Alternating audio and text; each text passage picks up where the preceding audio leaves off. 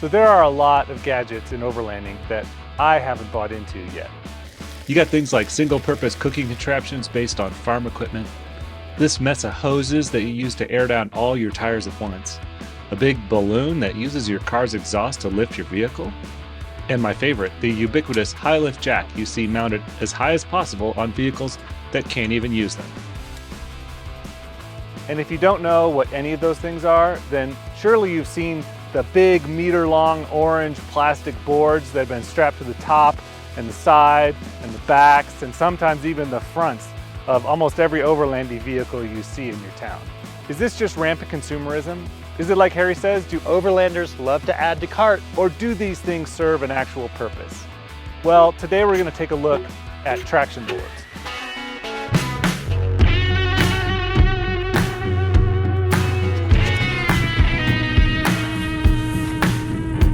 The example we have today is the Bunker Industries traction board with replaceable teeth and a steel plate.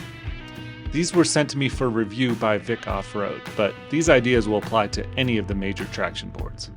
Given that you see these on so many overland trucks around town every day, you might think that they're a critical piece of equipment that you should never leave for the mall without.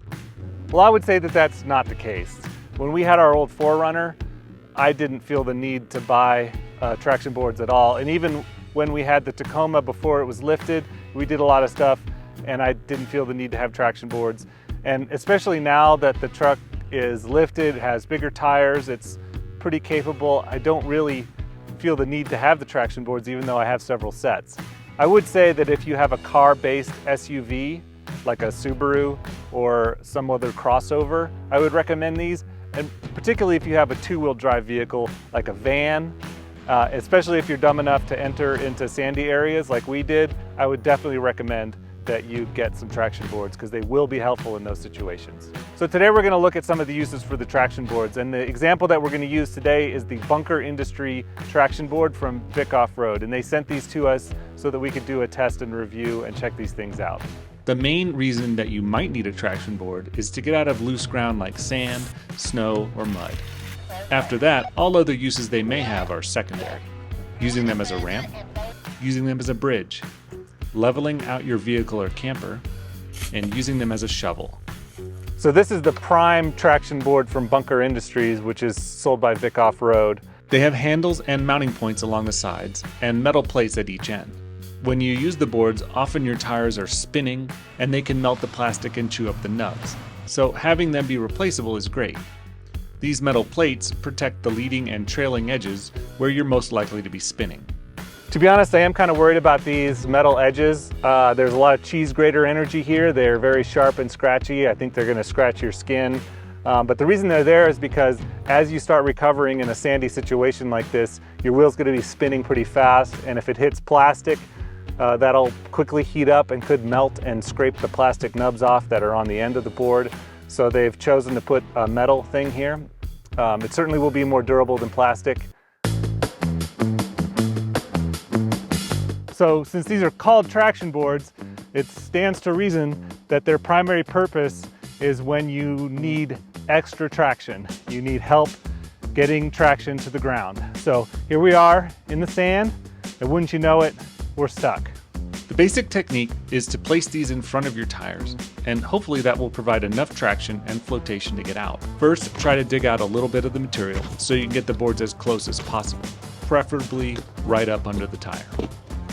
Then you can try and roll up onto them and out.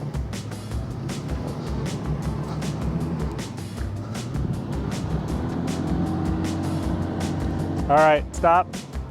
So don't be surprised if the first attempt doesn't work. It might take a little bit of time to get it just right. Now I did forget to put those nylon straps on these, so I'm gonna have to dig them out of the sand. But fortunately I can see that they're not too far down. They're right here. They are buried in sand.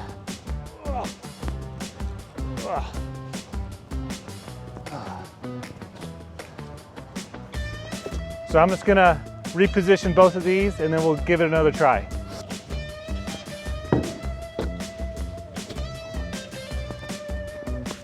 Once you're on the board, make the most of it and carry momentum to get you the rest of the way out.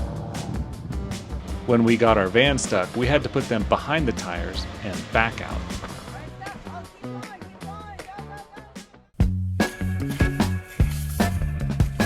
So these things, you can dig with them if you have to. I would say that these bunker traction boards are a little bit harder to dig with because they have this serrated edge here and it's pretty sharp, so you better have gloves.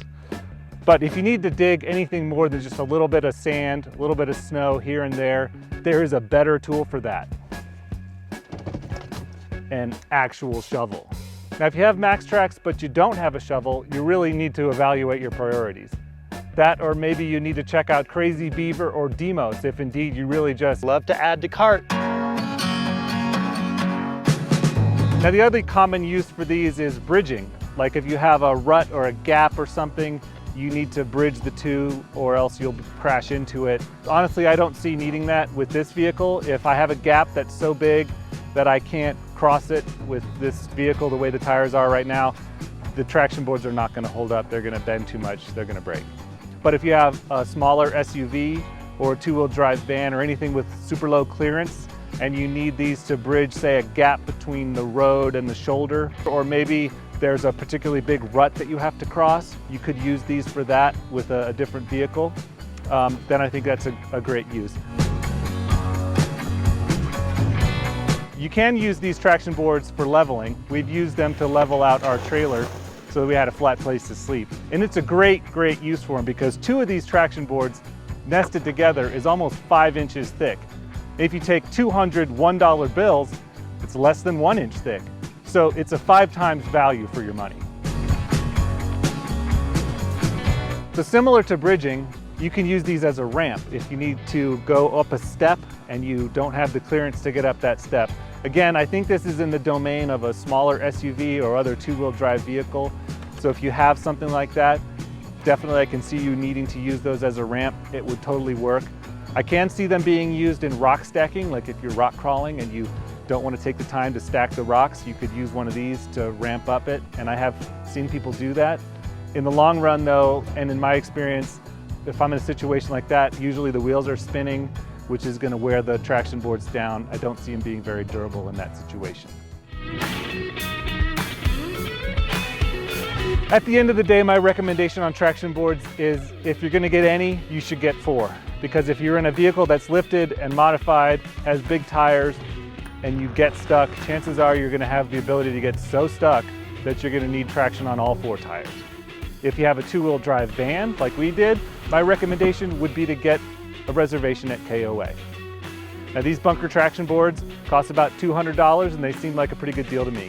Thanks for watching and happy trails.